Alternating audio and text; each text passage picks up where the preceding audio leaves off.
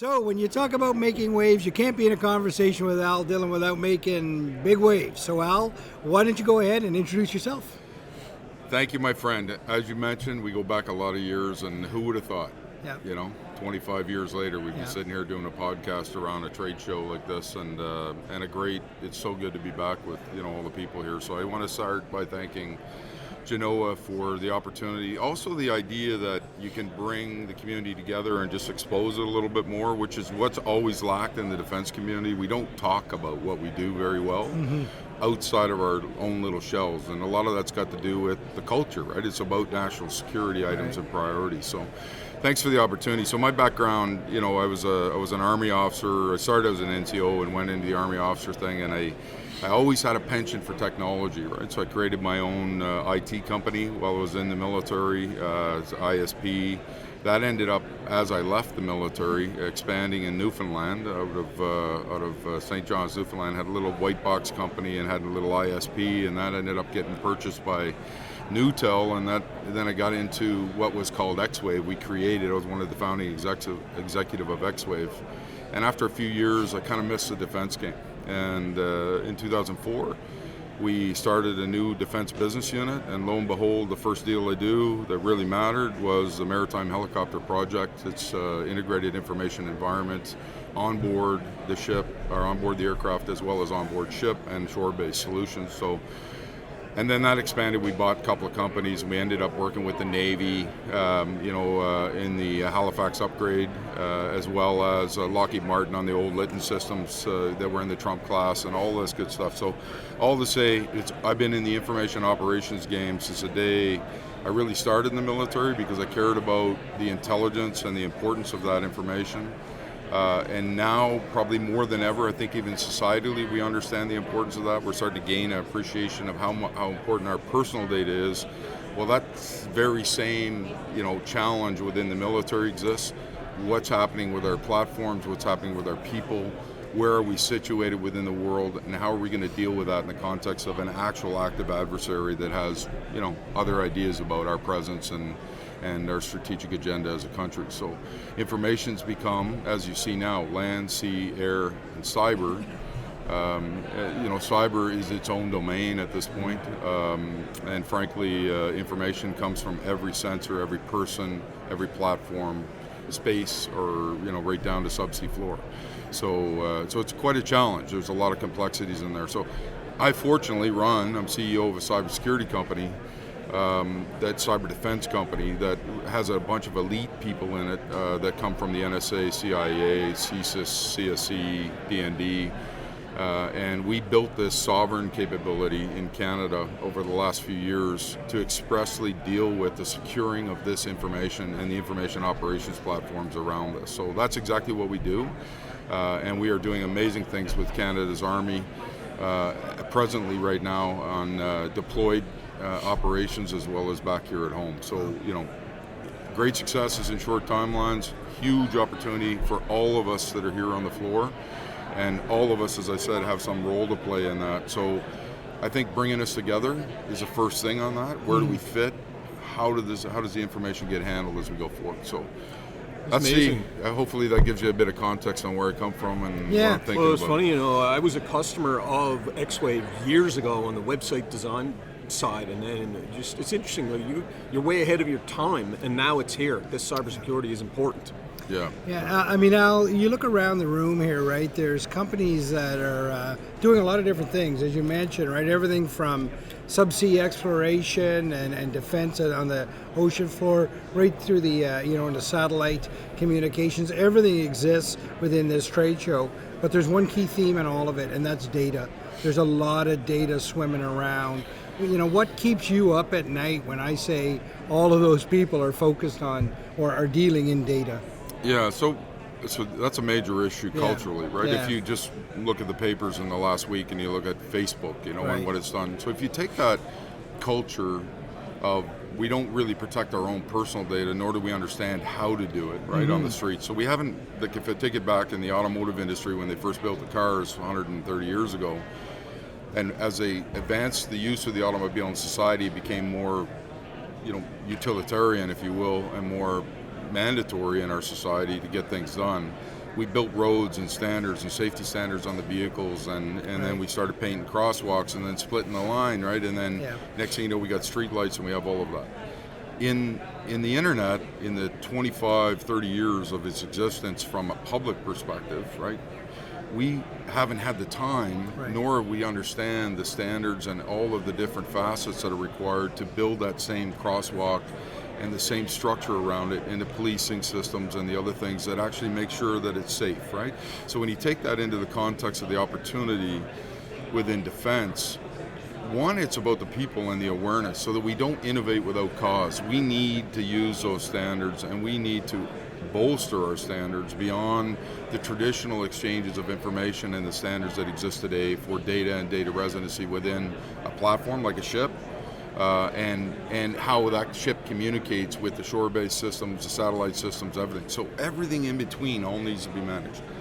That domain has developed so quickly. In the last, so you think about it, 2008 we come up with the smartphone, Right. and here we are now on version 13 of the smartphone, right, of the iPhone, Right. that follows you around in the pocket. And who calls the shots on the moral or the business or the privacy basis of how that phone tracks me, what it's doing, etc. Government hasn't been able to catch up with that. No. So imagine for Department of National Defense, when you first started buying a platform, and it takes 25 years to get through an entire life cycle to get the first ship out on the ground, right? That's right. Yeah. Can you imagine applying a cycle of change that within 13 years you went from the first version of the smartphone? So halfway through the procurement process, I'm now at most advanced systems that can track anybody around the world in their back pocket. If there were moral values or corrupt values, etc.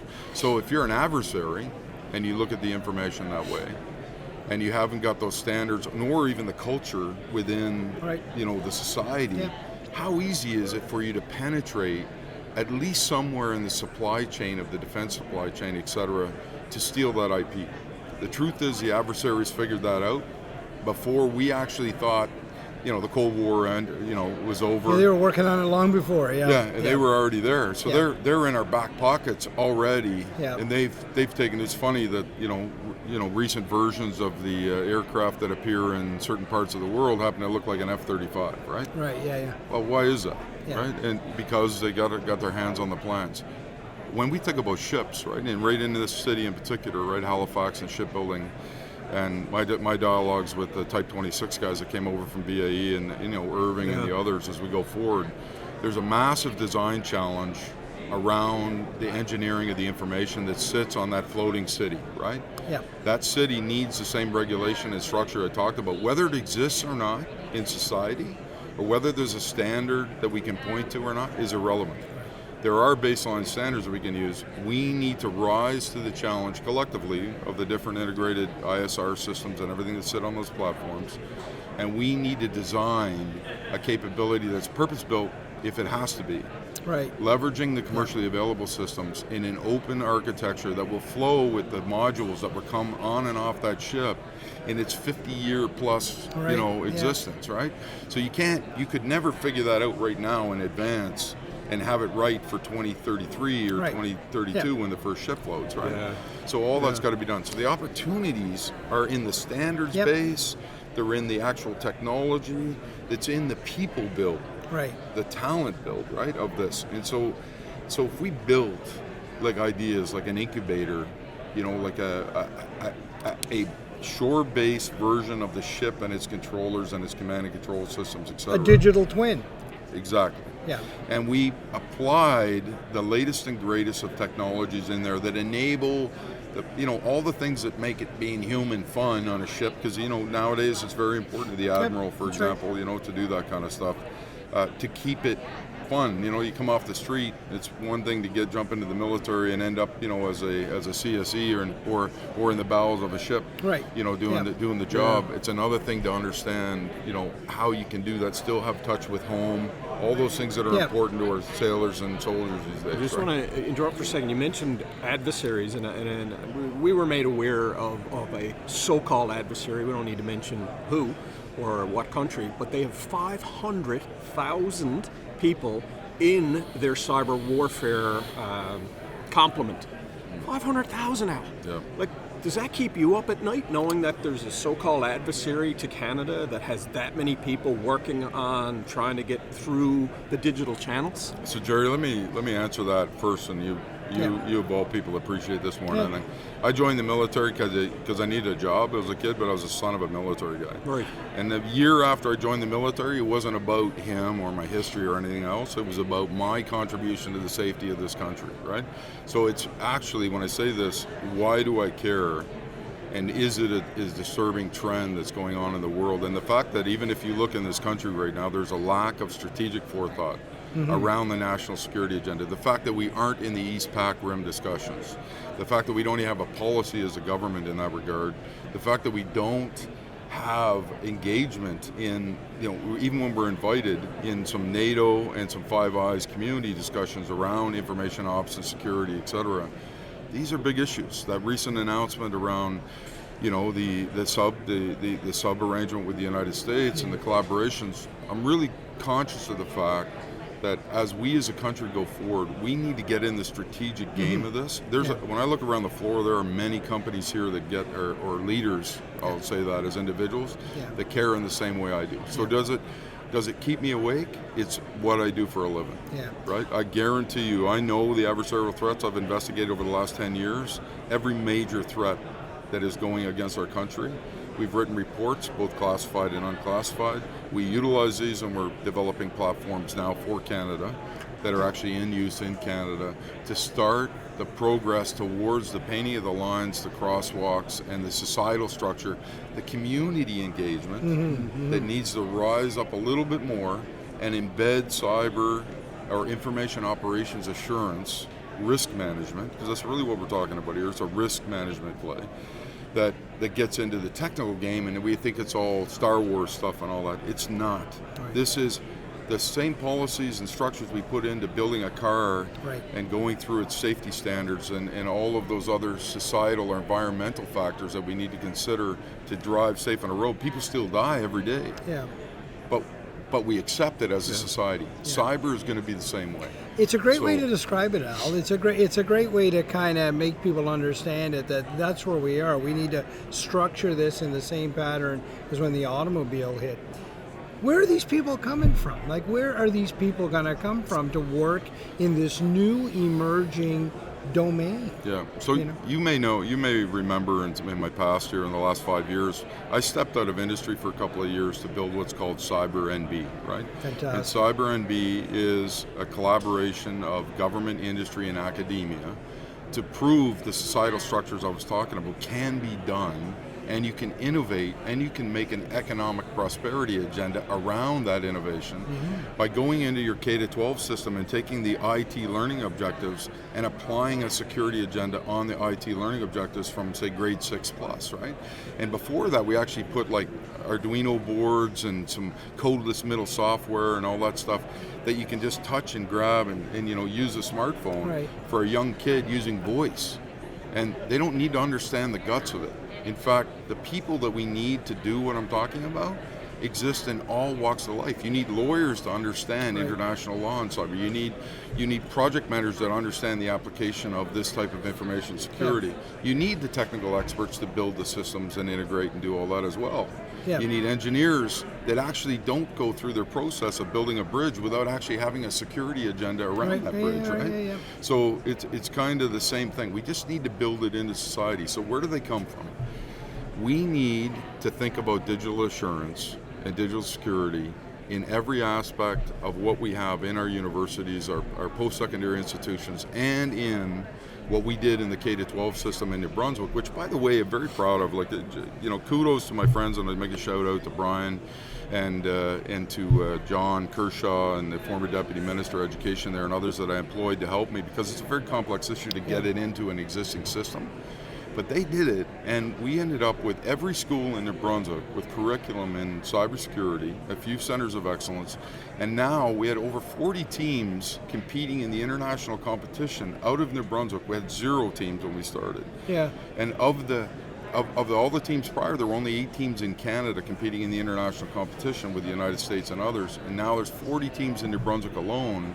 And so I'm mentoring high school students, I'm mentoring, and I gave 3 scholarships this year, myself out of my own company, personally to individuals to go to different universities that didn't have to be in New Brunswick. I wanted them to stay in New Brunswick, but some wanted to go to Queens, another guy to Waterloo, and for good reason, their areas of expertise.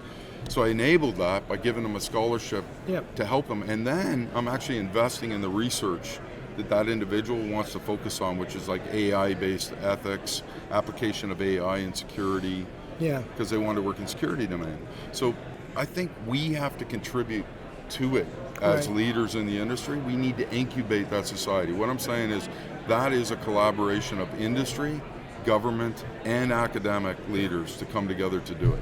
It's the only way to get this right, I think. It's the only way to get it right, Al. And I think, my takeaway from the conversation with you here today is that culturally we've got to get synced into this, that this matters, and we've got to understand, because you're right, we carelessly, and I say carelessly, maybe that's not the right term, but we walk around with a device in our pocket and it's flowing information out all the time. And we're not sure where that information is going. And you know what?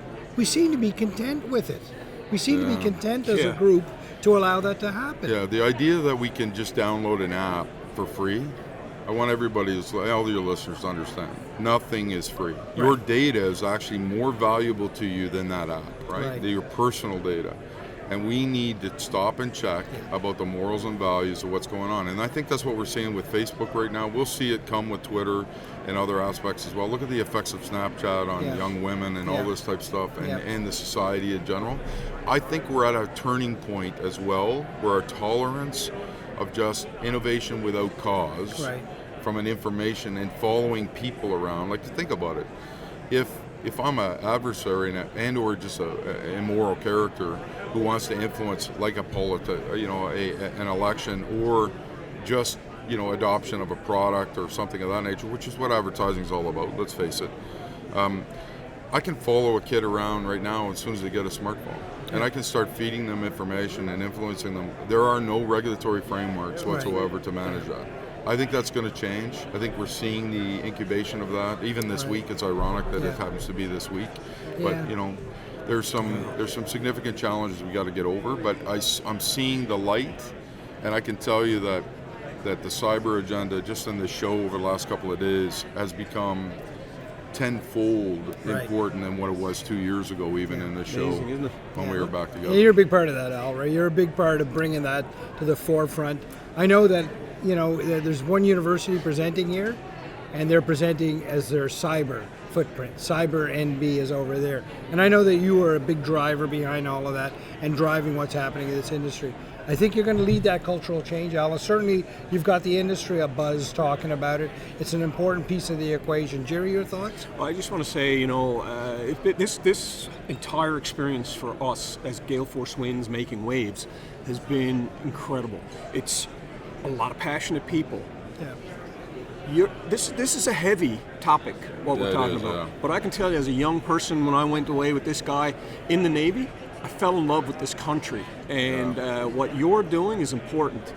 The companies here are helping protect this country, this incredible country we're lucky enough to be born in. And I got to say thanks for what you're doing. Thank you. Thank you. Well, thanks, guys. Well, another great edition of Making Waves, and great to be here with my buddy Al Dillon. In the Navy, you always remember your first commanding officer. And in industry, you always remember the first guy that gave you a job, and that was this guy right here. That's true. Thanks, Al. Thank you, my brother. Cheers, mate. Yeah, thank you.